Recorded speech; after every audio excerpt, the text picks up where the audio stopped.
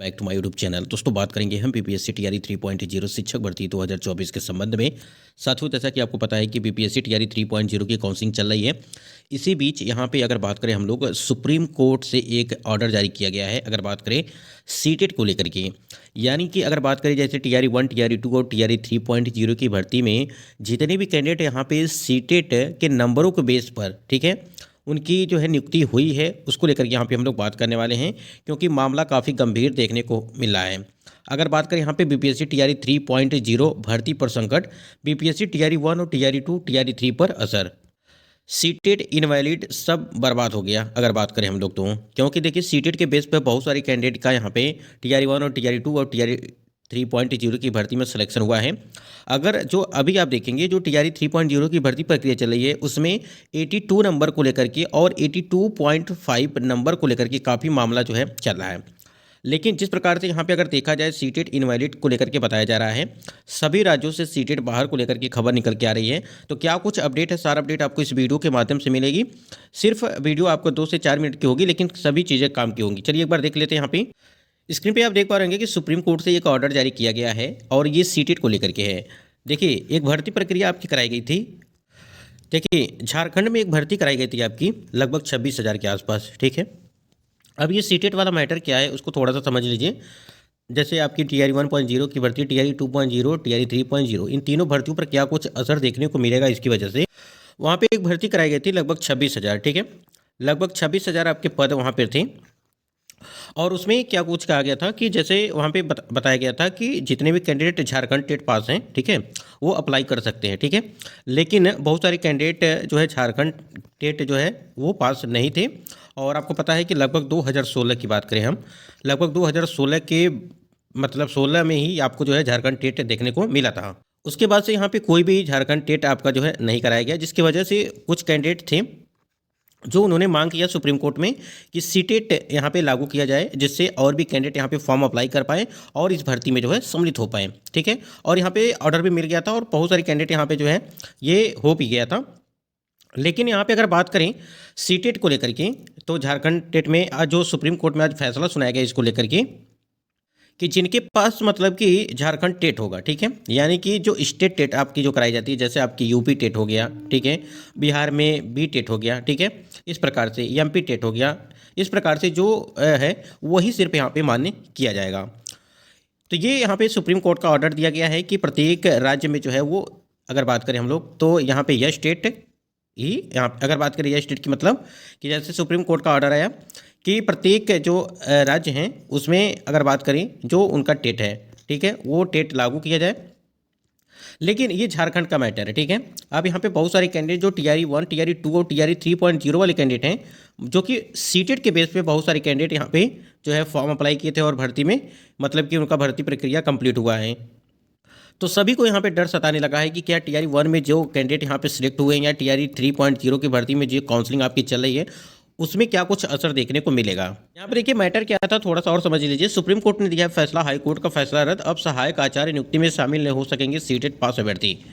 उसके बाद यहाँ पे देखिए अगर बात करें हम लोग कि 26,001 पदों पर सहायक आचार्य नियुक्ति में अब केवल जेटेट अभ्यर्थी हो सकेंगे शामिल, यानी कि जो आपका जेटेट यानी कि झारखंड टेट है वही कैंडिडेट जो क्वालिफाई होंगे, जैसे 2016 में आपकी कराई गई थी, अब जो कैंडिडेट यहाँ पे क्वालिफाई होंगे वही उस भर्ती में जो है सम्मिलित हो पाएंगे। झारखंड टेट में देखिए यहाँ पे झारखंड टेट जेटेट पास अभ्यर्थी की ओर से सहायक आचार्य नियुक्ति परीक्षा में सीटेट पास झारखंड के पड़ोसी राज्य से टेट परीक्षा पास झारखंड निवासी अभ्यर्थी को शामिल करने के खिलाफ दाखिल एसएलपी पर सुप्रीम कोर्ट का फैसला आया है। सुप्रीम कोर्ट ने हाईकोर्ट के आदेश को रद्द कर दिया है। अब सहायक आचार्य नियुक्ति में सीटेट पास अभ्यर्थी शामिल नहीं हो सकेंगे, ठीक है। साथ ही झारखंड के पड़ोसी राज्य से टेट परीक्षा पास झारखंड निवासी अभ्यर्थी भी इस नियुक्ति में शामिल नहीं हो सकेंगे।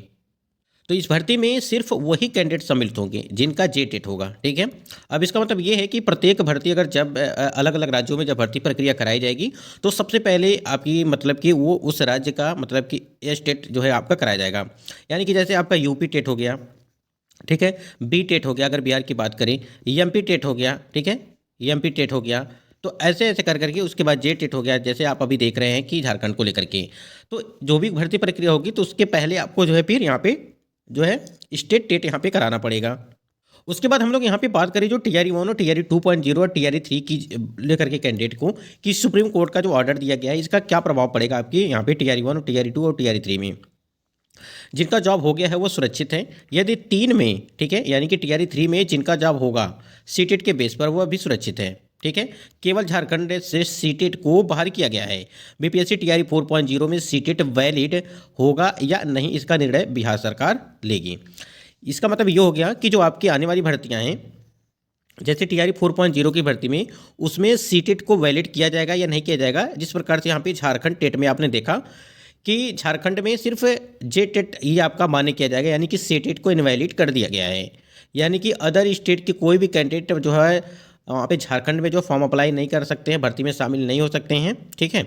तो ये सारी चीज़ें हैं। तो वही चीज़ यहाँ पे बताया जा रहा है कि जो बिहार वाला है इसका मतलब ये हो गया तो ये आपको जो है फिर BTET कराना पड़ेगा, यानी कि TRE 4.0 से पहले आपको BTET कराना पड़ेगा, क्योंकि काफ़ी लंबे समय तक से यहाँ पे BTET आपका नहीं कराया गया है।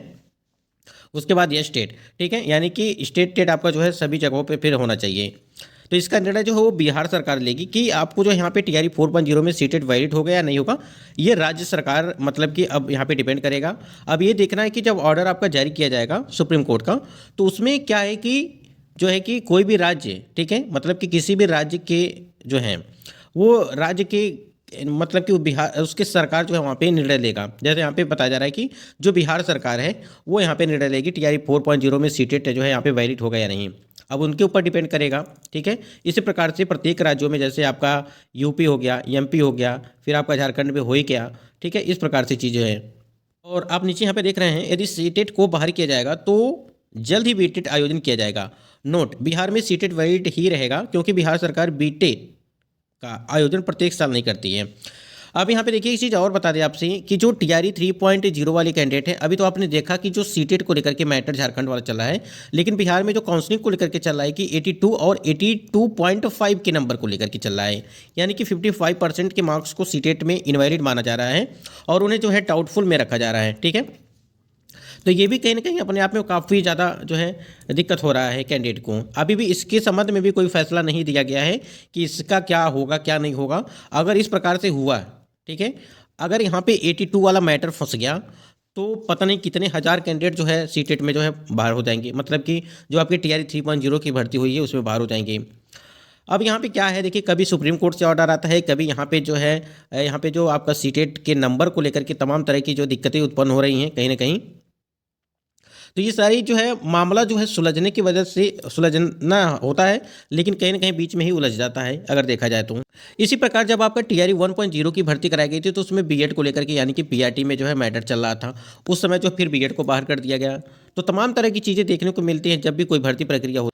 तो ये जो सीटेट वाला मैटर है, देखिए एक बार सुप्रीम कोर्ट का ऑर्डर आ जाने दीजिए कि अगर बात करें हम लोग प्रत्येक राज्य के जो, ठीक है, उस पर क्या निर्णय लेता है राज्य में, ठीक है। लेकिन अब पहले आपका ऑर्डर आने दीजिए, उसके बाद ही चीज़ें क्लियर हो पाएंगी। फिर अगर यहाँ पे सीटेट को इनवैलिड कर दिया गया तो कहीं ना कहीं काफ़ी दिक्कतें बढ़ जाएंगी, जिनकी नौकरी चल रही है उनकी भी और जिनका यहाँ पे सिलेक्शन TRE 3.0 की भर्ती में हो रहा है उनका भी, ठीक है। तो ऐसे में प्रयास से यही रहे कि सभी लोग विनती करें कि जो है इस प्रकार से चीज़ें कोई ना हो और जिनकी भी जो चीज़ें हैं वो उसी तरह से रहे।